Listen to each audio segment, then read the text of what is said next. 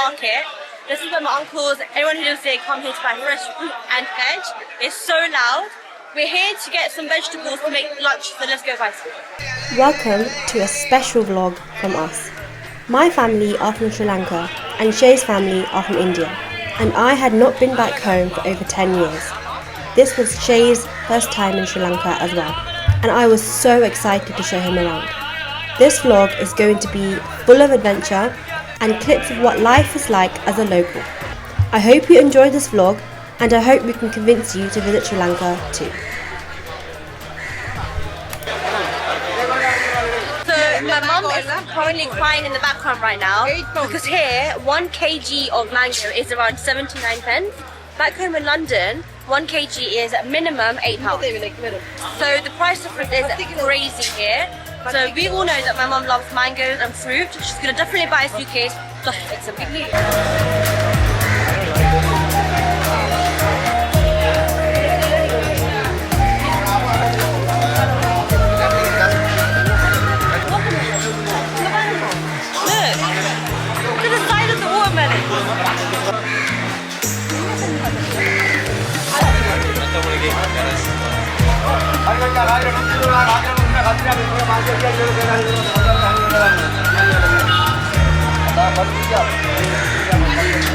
Sri Lanka can't grow apples here, so they import it from other countries and sell it here.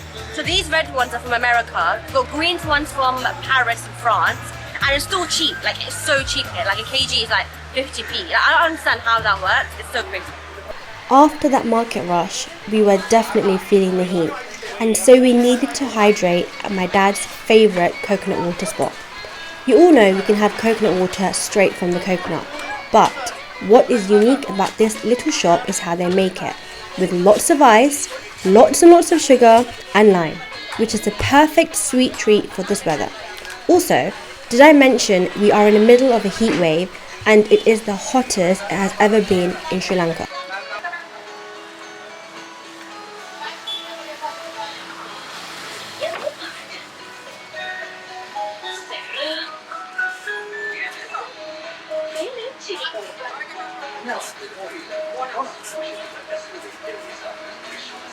Don't forget, the best part of the coconut is the coconut pulp, which is why the gentleman here is cutting it in half so we can scoop the inside out and eat it after we drink the coconut. The pulp is so sweet and just crunchy and just delicious.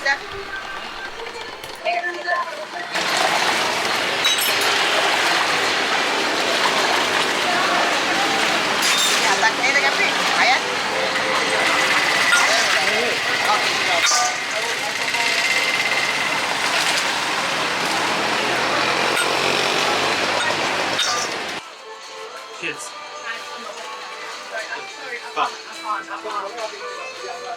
How's it? It's good, isn't it? So refreshing. The pink drink she's making here is not actually for us. I'm not too sure what it is either, but in hindsight, I really wish I tried it. Anyways, we were a bit worried about having the ice from local shops in Sri Lanka, but I can safely say that we did have the ice and we were perfectly fine. In case you are worried, just say no to the ice.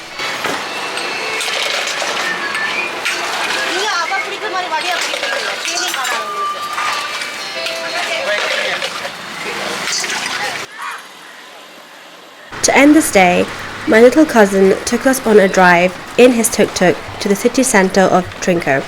You all know this as a tuk-tuk, but here we say auto. And I must say, the auto is one of my most favourite modes of transport ever.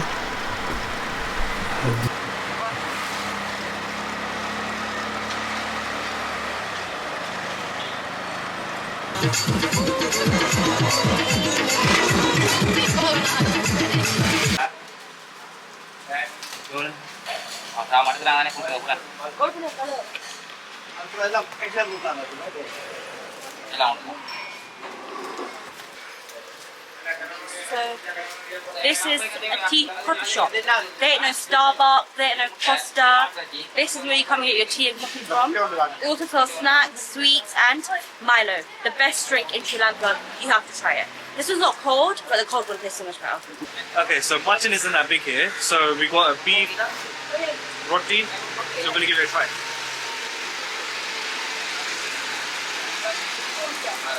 That's a lot better than the other one. Show me the inside. Out of 10. 10. It's actually really good. Really? So currently we're at Trincomalee beach, and this beach is where my dad basically grew up in. And my uncle, he's a fisherman here, so this is the beach that he comes to go fishing. He comes around 3 a.m. every day in the morning. He starts at 3 a.m., him and his workers, and they stay basically all day until they catch. I don't exactly know how much fish they're meant to catch, and then they call it a day, let's go home, but it's now 4 o'clock, they've been here since 3 a.m. So unfortunately, they haven't been able to catch much fish today because there's a lot of illegal activities going on in the fishing world. So the proper way to fish is you go in, you throw a net and you fish. What people are doing now is, even though it's banned, what they do is they throw bombs under the water so the fish, so it explodes and the fish die. And that means all the fish are caught in the middle of the sea and the fish are not able to come closer to the shore where you're meant to really fish the proper way. But anyways, we're here today just to hopefully see if any fish has been caught, because if it has been caught, it's quite cool to see how they pull the fish to the shore. They also use tractors as another method too, so we're going to go check it out now. Okay, so this is my uncle who does the fishing business. He's been here since Mundamani. 3 a.m. and every mean one.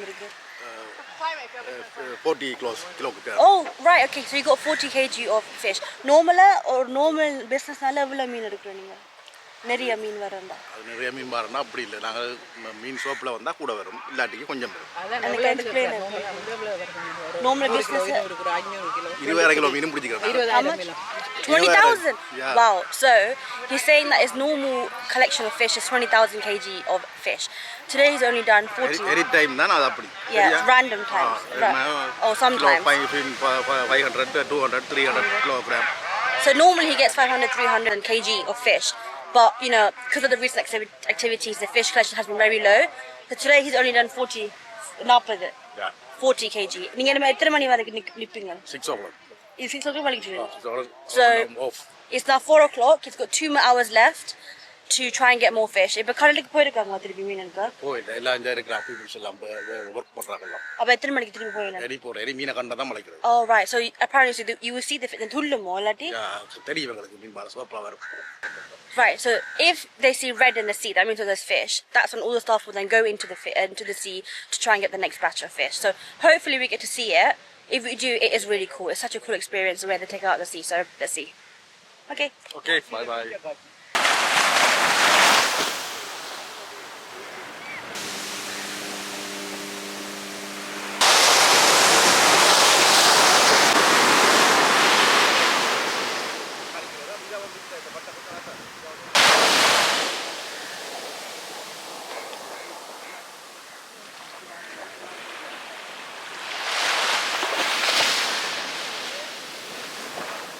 This beach is amazing. It's honestly breathtaking. It's untouched by the tourism industry, and I just hope it remains this way. You won't see a single tourist here. It's literally off the beaten path, but the beach is pristine. The waves, the water just looks amazing. There's crabs, hundreds of crabs roaming around on the beach, and there's thousands of dragonflies just flying around.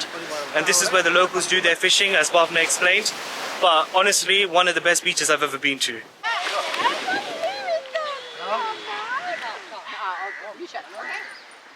Oh my days. Whoa. Kiss it. He's gonna bite me. It's not gonna bite you, kiss it. It hangs onto his lips. Come on. Is it zoomed in? Yeah. Hey darling. Hey sweetie.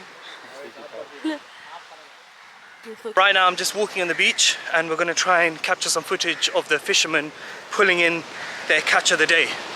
Let's see if we get anything cool.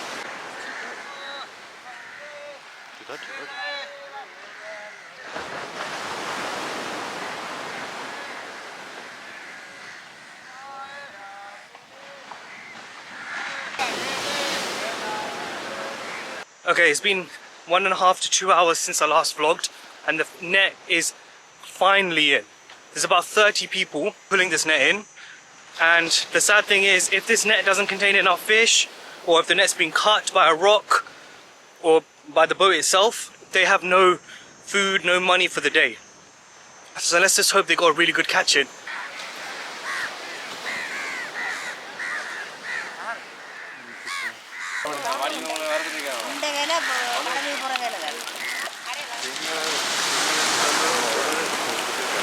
So as you saw, the guys didn't catch too much fish today.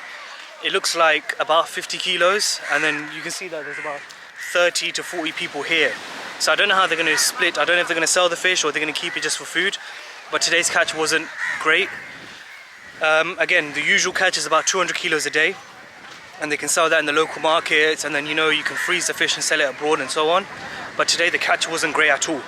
So honestly, the amount of hard work these people go through, about 8 hours plus, dragging the fish, then coming to see, it's a risk. At the end of the day, you don't know what you're going to catch, you don't know how much you're going to catch.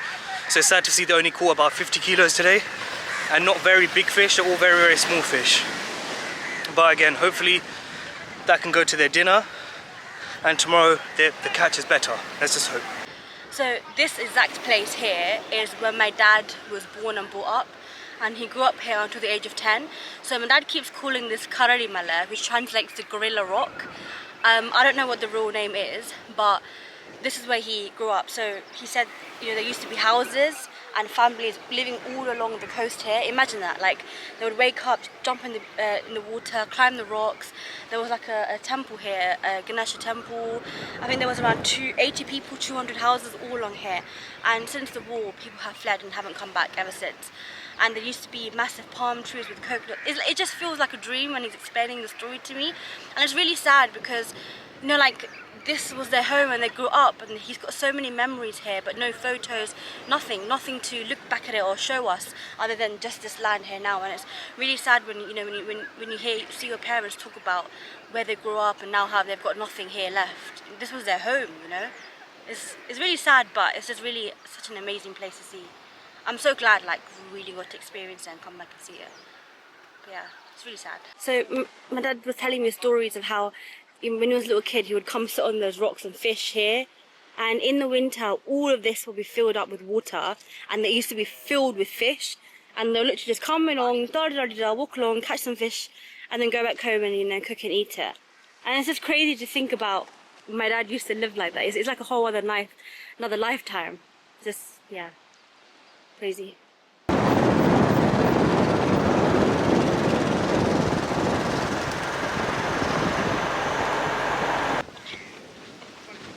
Just heading home, and then Bhavana's uncle said, come, let's go to the beach because we're going to catch some more fish using the net, and hopefully drive the tractor. So the tractor, what they use the tractor for is after they cast the net, it's very difficult to manually pull the net in. So they use a tractor to pull the net out of the water. First time I'm riding a tractor and I'm very excited.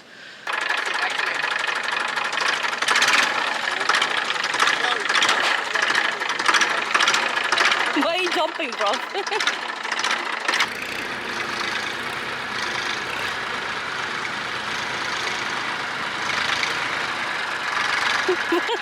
Now that I've driven that amazing beast, that was the crazy experience ever.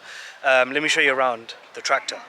So on the left hand side, that is the clutch, the seat, which is like got like a bit of suspension on it, the massive steering wheel. You've got two levers. You got this one that has like a rabbit and a turtle on it, so when you press down, it obviously goes fast. Press up, I think gives you more power and it's a bit slower. The gear stick, press the clutch, change your gear. That's the handbrake, which I actually forgot to put up. And if you want to switch off the tractor, you have to pull this to cut off the petrol to the engine. And on the right side, you have the brake pedal and the accelerator pedal here. The ignition, where you put your key in. And then what's this? You've actually got a cigarette lighter. This is where the fishing nets are tied to and pulled in using the power of the tractor.